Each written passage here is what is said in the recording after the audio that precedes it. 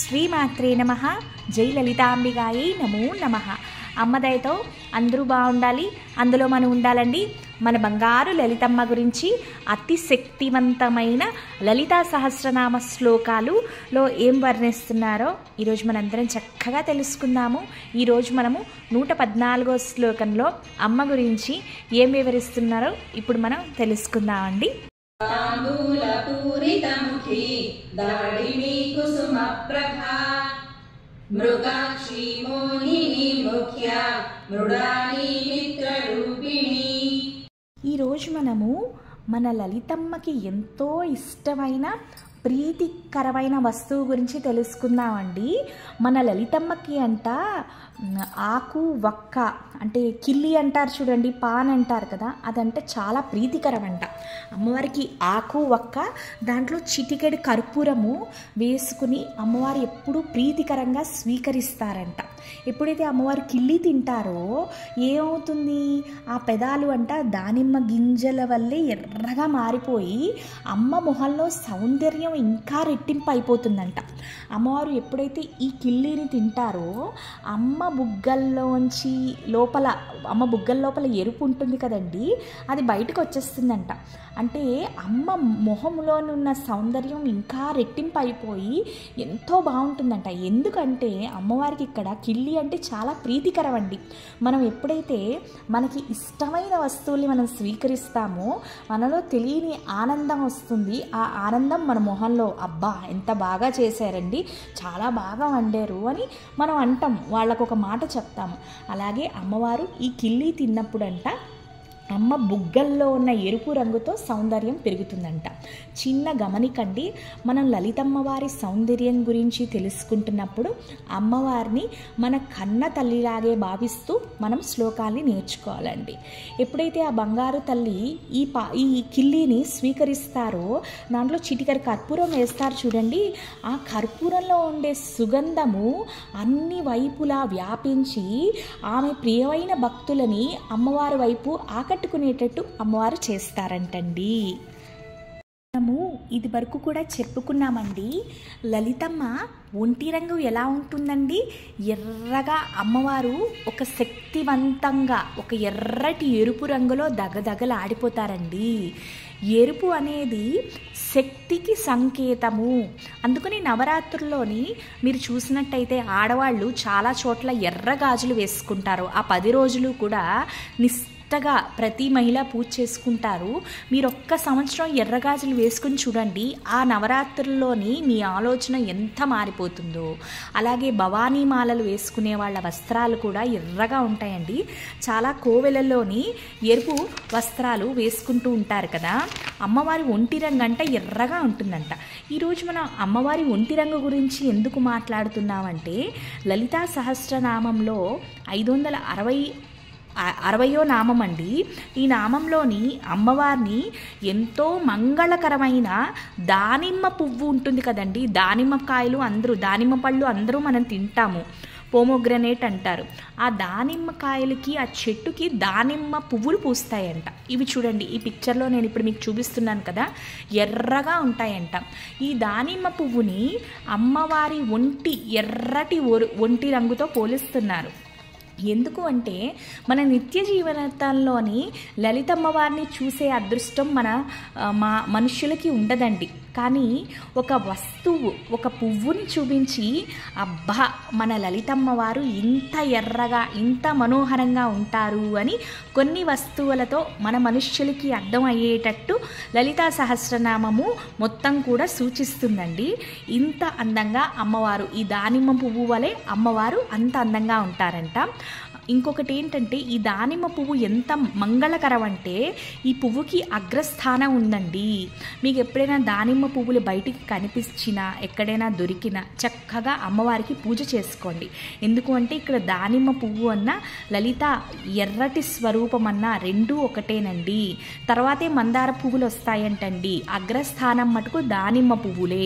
ఎందుకంటే అమ్మవారు దానిమ్మ పువ్వు వల్లే ఎర్ర శక్తి కాంతి స్వరూపినిలా మెరిసిపోతారు అని 560వ నామము సూచిస్తోందండి. మన లలితమ్మ కళ్ళు అంట లేడి కళ్ళ వల్లే ఎంతో అందంగా ఉంటుందంట.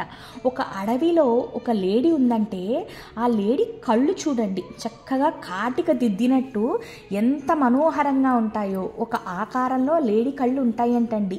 అలాగే మన లలితమ్మ వారి కళ్ళు కూడా అచ్చు అలాగే ఉంటాయంట. ఈరోజు మనం అమ్మవారి కళ్ళు లేడీలా ఎందుకు ఉంటాయి?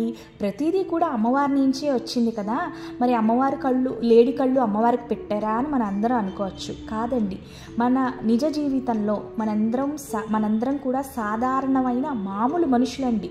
మనకి అమ్మవారి దర్శనం అవ్వడం అనేది చాలా అసాధ్యము.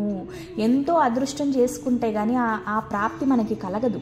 కానీ అమ్మవారు ఇలా ఉంటారు అని మన నిత్య జీవితంలో, అంటే లేడి కళ్ళు అంటే ప్రతి ఒక్కళ్ళు చూసినవే కదా, అమ్మ కళ్ళు కూడా ఇంతే మనోహరంగా, మన బంగారు తల్లి అంతే అందంగా ఉంటుంది అనేది మన మనుష్యులకి అర్థం కావాలి అన్న ప్రయత్నమే ఈ లలితా సహస్రనామం అండి.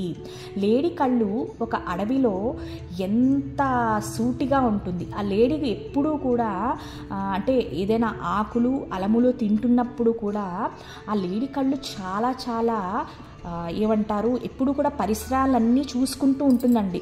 అంటే ఎలాంటి ఆపద అపాయం లేకుండా అలర్ట్ అంటారు చూడండి, ఎప్పుడూ కూడా తను ఒక ముందు అడుగులోనే ఎలాంటి ఆపద అంటే ప్రతిదీ కూడా గమనిస్తుంది. ఆ చుట్టుపక్కల ఏం జరుగుతుంది అనేది తీక్షణంగా ఒక కంటి చూపుతో చాలా అలర్ట్గా ఉంటుందండి.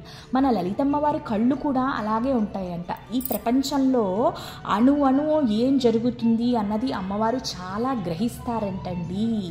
ఆ కళ్ళు అంత శక్తివంతమైనవి. అమ్మ కనుచూపు నుంచి తప్పించుకునే పని ఏది ఉండదండి. మనం తప్పు చేసినా ఓపు చేసినా ప్రతిదీ అమ్మవారికి తెలిసిపోతుందంటండి. మన లలితమ్మని మోహిని అని పిలుస్తారండి. 562వ నామము. మోహిని అంటే మాయని సృష్టించేది, మాయా ప్రపంచం, మాయా వలలో ఉంచే స్వరూపిణి అని సంకేతిస్తుంది. అందుకని నారాయణ స్వామి మన గోవిందులు వారు ఏం చేశారు, అమ్మవారికి స్మరించుకున్నప్పుడు వెంటనే స్వామివారు మోహిని అవతారాన్ని తీసేసుకుని రాక్షసుల్ని, అంటే వాళ్ళని ఒక మాయా ప్రపంచంలో ఉంచేసి వాళ్ళందరినీ కూడా వధించారండి. అంటే ఈ మాయా ప్రపంచం ఎందుకు అసలు పుడుతుంది అంటే, మన ఎప్పుడూ కూడా ఒక పాఠం అండి, ఇది ఒక గుణపాఠం కిందే. మన కోరికలు అత్యాశ అన్నీ కూడా అదుపులో ఉంచుకోవాలండి. కనిపించిన ప్రతి దాన్ని కూడా అబ్బా చాలా బాగుంది అని వెనక్కి వెళ్ళిపోకూడదు. అది నిజమో అబద్ధమో మాయో ఏంటో తెలియదు. ప్రతిదీ కూడా మన బుద్ధి, మన మెదడుని దృఢంగా గట్టిగా ఉంచుకోవాలి. ఈ సోషల్ మీడియాలోనో లేదంటే ఏదో ఎదురుకుండా కనిపించింది అని గుడ్డిగా నమ్మేయకుండా నిజమా కాదా అనేది మనము అది ఏంటి అన్నది మనం గ్రహించాలండి. అందుకనే అమ్మవారు మోహిని స్వరూపిణి, అంటే అమ్మవారు మాయని కూడా పుట్టిస్తారు. అంటే అత్యాశ అంటే అమ్మవారు పరీక్షిస్తారు, వీడు నాకు ధనానికి ఎక్కువ ప్రాముఖ్యతనిస్తారా లేదా భక్తిని ఎక్కువ ప్రాముఖ్యతనిస్తారా అన్నది అమ్మవారు చూస్తారండి. ఆ మాయని మనం గ్రహించే శక్తి ఉంది. అమ్మ ఇదంతా కూడా నీ వల్ల అన్నమాట తల్లి, నాకు నువ్విచ్చిన బుద్ధితోనే నేను గ్రహించగలిగాను, నాకు నువ్వే ముఖ్యము అన్న భక్తులని చూసి ఆ బంగారు తల్లి చక్కగా మురిసిపోతారనమాట. ఈ ప్రపంచంలో అన్నింటికన్నా పెద్ద ముత్తైదువు ముఖ్యమైన ఆవిడ ఎవరండి? ఆది పరాశక్తి లలితా త్రిపుర సుందరి. రోజు అమ్మవారు ఎన్నో వేల పూజలు గుళ్ళల్లోని ఇళ్లల్లోని పెద్ద ముత్తైదువు కదండి, ఆమెకి అంత అగ్రస్థానం ఉంది. ఆమె వల్లే ఈ ప్రపంచం ఇలా నడుస్తుంది కాబట్టి అమ్మవారిని ముఖ్య అగ్రస్థానము ఆది పూజ్యురాలు అని అమ్మవారిని పెద్ద ముత్తైదువు కింద ప్రతి ఇంట్లో స్త్రీ కూడా భావిస్తుందన్నమాట. మన శివయ్యని మృడా అంటే ఎవరండి? శివుడు. ఆమె ధర్మపత్నిగా అమ్మవారిని మృడాని అని పిలుస్తారు. ఇక్కడ మృడా అంటే ఆనందాన్ని, సంతోషాన్ని, మనకి మనుషులందరికీ కావాల్సిన సుఖ సంతోషాలు సౌఖ్యాలని ప్రసాదించే శివయ్య అంట మృడా అంటే. మృడాని అంటే లలితమ్మవారు, అంటే శివయ్య ప్రియమైన భార్య అన్నమాట. 564వ నామం అండి. మిత్ర రూపిణి 565వ నామం అండి. ఈ ప్రపంచంలో మిత్ర అంటే మంచి స్నేహితుడు లేదా స్నేహితురాలు. ఈ ప్రపంచంలో అనాథ అనేవాళ్ళు ఎవ్వరూ ఉండరండి. ఎందుకు అంటే ప్రతి మనిషి కూడా మన లలిత అమ్మవారి బిడ్డయే.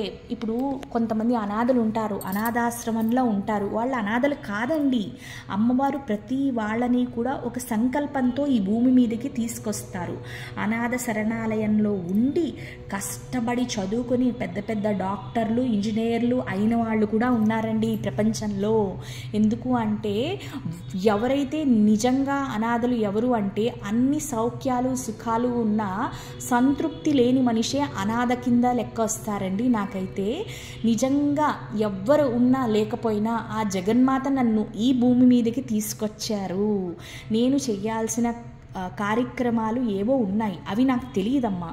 నువ్వు నన్ను ఎందుకు ఈ భూమి మీదకి తెచ్చావో నాకు తెలియదు.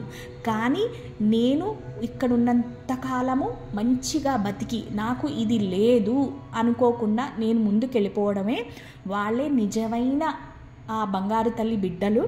అమ్మవారు కూడా అదే కోరుకుంటారండి. మీ అందరికీ ఈ 114వ శ్లోకం తాలూకా అర్థం నచ్చితే ఒక్క లైక్ చేయండి.